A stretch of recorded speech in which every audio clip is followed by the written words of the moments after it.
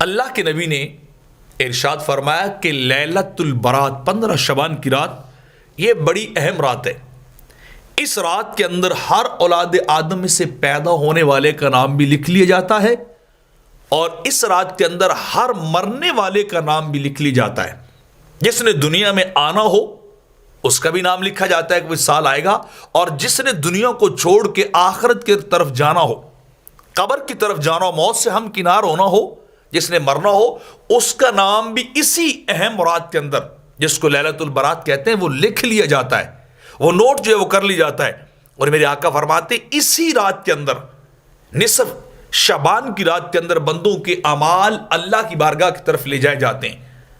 ان کی سال بھر کی پرفارمنس اور کارکردگی اللہ کی بارگاہ میں کیا ہوتا ہے، پیش کر دی جاتی ہے.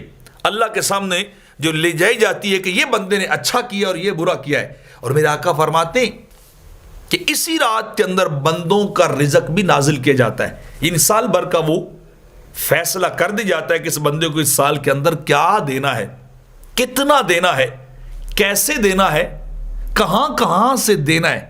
یہ سارے معاملات، یہ سارے ڈیسیژن اسی رات کے اندر فائنل کر لی جاتے ہیں، انہیں مقرر جو ہے وہ کر لی جاتا ہے. تو یہ بڑی اہم رات ہے.